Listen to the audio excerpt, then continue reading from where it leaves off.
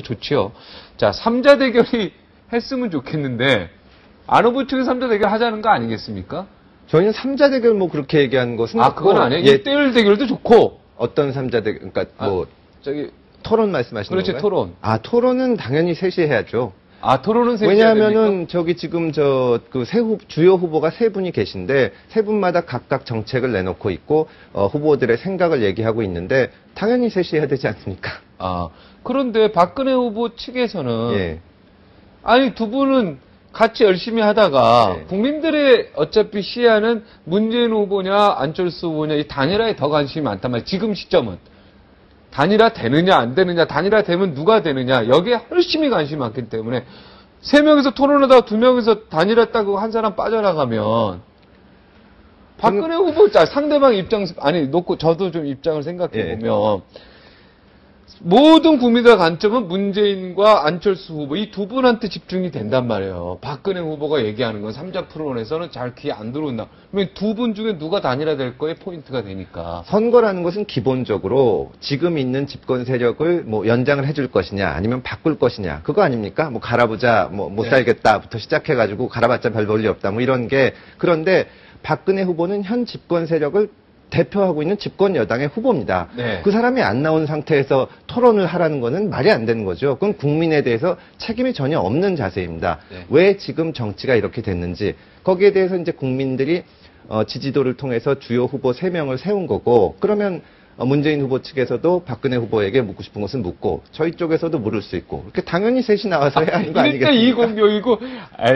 솔직히 우리 금태섭 실장께서 만약에 박근혜 후보라면 오케이 하겠습니까? 후보라면 진짜 상대방 저라면 당연히 오케이 하겠습니다. 왜냐하면 국민들이 지금 만들어낸 것이 지금 1대2라고 하셨는데 단순히 여야 1대1로 지지도를 나눠서 두 후보를 세운 것이 아니라 세 후보를 세웠거든요. 지금 이제 여당과 또 제1야당 그리고 새로운 정치를 대표하는 저희 안철수 후보가 있는데 이 세 사람의 토론을 보고 싶은 것이 지금 매일매일 조사하는 지지도를 나오고 있는 겁니다. 이것을 무시하고 내가 불리하니까 안 나간다 하는 것은 책임 있는 태도가 아니라. 불리한 게 이제 핵심의 스포트라이트를 못 받으니까 그래서 안 나겠다는 걸로 저는 이해를 하고 있는데 어차피 두 분이서 단일화 할 거 아닙니까? 정치인이라면은 스포트라이트 자기가 관심을 받건 안 받건 간에 책임을 지고 나가야 되는 것이고, 지금 어쨌거나 민주당이나 저희나 각각의 정책을 내놓고 있는데 국민들이 지지하는 후보에 대해서도 예의가 아니라고 생각을 합니다. 네. 하여튼 이쪽 입장 저쪽 입장이 좀 다른데요. 알겠습니다. 하여튼 단일화에 대해서 그럼 단일화를 확실히 나는 하지 않겠다. 우리는 각자 나온다. 이러면 박근혜 후보가 무조건 나오겠다. 이런 얘기 했는데 그것도 일리가 있는 얘기 아니겠습니까? 지금 각각의 정책을 내놓고 있는 후보들에 대해서 이렇게 하면은 안 하겠다. 저렇게 하면 그거야말로 정말 정략적인 태도가 아닌가. 지금 현재는 3명이 다 간다라는 가정하에 나와야 된다. 이런 얘기죠. 그렇죠. 예. 3명이 다 끝까지 갈 확률도 있다고 보십니까? 지금 국민들의 대다수는 제가 여기서 여론조사 결과를 방송에서 말씀드릴 수는 없지만 개인적 생각을 국민들의 다수는 정권 교체에 대한 열망이 있다고 생각합니다. 박종진 앵커도 비슷하게 생각하시겠지만 5년 동안 국민들이 교체, 변화 이런 거 좋아하는 세대죠. 우리는 새로운 변화를 원하고 지금 몰라도 바꾸고 5년간의 거의 불안을 넘어서 공포에 가까운 시기를 겪었기 때문에 이걸 어떻게든지 바꿔보고 싶다. 그런 생각이 있다고 생각을 합니다. 박근혜 후보도 바꾸자는 거 아니겠습니까? 세상을 바꾸자는 거 아니겠습니까? 그러니까 지금 근데 박근혜 후보는 집권 여당의 대표이기 때문에 그걸 바꾼다고 하기는 어렵죠. 지금 집권 세력에 대해서 말하자면 인정을 해주는 겁니다. 그런데 오늘 원탁회의에서도 원로들의 원탁회의에서도 얘기가 나왔듯이 4.11 총선 때도 그런 민의가 정말 높았는데 서울시장 선거 이후로 이것을 심판을 해서 몰아낼 수 있다. 그런데 야권연대를 통해서 그것이 이룰 수 있었는데 그것만 가지고는 안 된다는 뼈저린 경험을 했다고 말씀을 하셨거든요. 새롭게 변할 수 있다. 왜냐하면 단순한 여론조사를 하면은 정권 교체를 바라는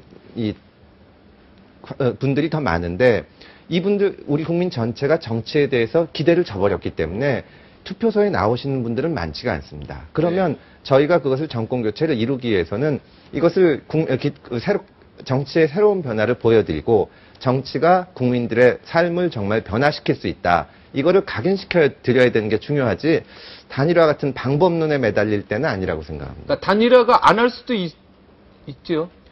그러니까 단일화 문제가 지금 중요한 게 아니고 네. 어떻게 정치를 변화시키냐 하는 게 중요한데 그렇죠. 계속 단일화를 할 거냐 안 할 수도 있느냐 하고 묻는 것은 저희 스스로도 묻는 질문이 그렇구나. 아니라고 생각합니다. 뭔가 정치가 새롭게 변화해야 되는데 네. 그게 전제 조건이어야 되는데 네. 그죠? 그리고 그 변화가 또 국민이 동의를 해야 되는데 그렇습니다. 예. 안철수 이 캠프에서는 국민 이야기를 많이 하는데요. 아, 이거 국민하고 좀 소통을 하고 있으니까 국민의 바라는 뭐 이런 얘기가 나오는 거죠. 당연히 그 정치인이라면 국민하고 소통해야 되지 않습니까? 네. 자, 단일화의 또 최대 걸림돌이 돈이다. 이런 이야기도 나오고 있습니다. 선거 끝까지 가야지, 예를 들어 15%를 두 분 다 어차피 다 넘을 거기 때문에 지금까지 쓴 돈도 있고, 이걸 다 받을 수 있다. 그래서 세 분이 끝까지 다 단일화 안 하고 끝까지 갈 확률도 있다. 이런 어떤 분석에 대해 정치평론가의 그러니까 분석에 대해서. 뭐 재밌는 얘기, 화제 좋아하시는 분들은 그런 생각을 하겠지만 영은 상관없습니까? 이런 저희도 그렇고 네. 민주당도 그렇고 돈 문제 때문에 그러겠습니까? 네. 신당 창당설에 대해서는 어떻게 생각하세요? 신당 창당. 저희는 지금은 그런 거에 대해서 전혀 생각하지 않고 있고 저희는 정말 현장에서 국민들의 목소리를 들어서 반영을 하는데 집중을 하고 있습니다. 네. 얼마 전 저희가 지금 하고 있는 프로그램이 철수가 간다라는 프로그램을 합니다. 얼마 전에 네. 첫 번째 프로그램으로 안철수 후보가 만난 게 청년 알바 간담회에 갔습니다. 네. 거기서 이제 그 알바를 하는 젊은이들이 와서 뭘 부탁을 했냐면 지금 최저임금이 4,580원인데 이거를 평균 임금의 50%로 해달라 이런 부탁을 하는데 네. 안철수 후보가 예 그러겠습니다라고 못하는 겁니다. 네. 이게 지금까지 정치가 잘 못해왔기 때문에 그런 거를 어떻게 하면 이룰 수 있을까 그리고 현실성 있게 할 수 있을까 그런 거를 고민하고 있지 뭐 다른 그런 문제에 대해서 돈 이런 건 신경 안 쓴다. 네. 그 안철수 후보의 최측근 박경철 시골의사 있지 않아요? 박경철 씨. 최측근이라고 생각 안 하고 친구나 뭐 그런 최측근 아닙니까? 저희는 측근이라는 게 뭡니까? 박종진 측근? 앵커는 측근이 있으세요? 측근 우리 작가나 우리 PD들이 측근인 것 같은데 네. 나랑 가까이 있는 사람 옆에서 이렇게 항상 대화하고 있는. 박경철 원장의 측근은 뭐 가족들이 아닐까 싶습니다. 안철수 후보의 측근은 뭐 김미경 교수가 아닐까요? 네. 그렇습니까? 예. 김미경 김미경 교수 부인 교수. 아닐까? 부인. 예. 그러니까 그럼 가까운 친구 박경철 씨가 어떻게 보면 전혀 안 나오고 있습니다. 돕고 있습니까? 글쎄요, 친한 친구라고 해가지고 반드시 정치적인 행보를 하는데 같이 해야 된다고 생각을 하지 않습니다. 만약에 지금 정치 행보를 하는데 도우려면은 캠프에 합류를 할 텐데 그러지 않고 있습니다. 캠프에 합류 안 한 상태죠? 예, 그렇습니다. 너무 궁금해서 이분 잘 알거든요. 예. 근황이 어떻게 되는지 너무 궁금해서. 자, 내가 왜 안철수 후보의 상황 실정이 되어 있는지, 내가 왜 안철수 후보가 대통령이 돼야 되는지 한 말씀 해주시기 바랍니다. 마지막.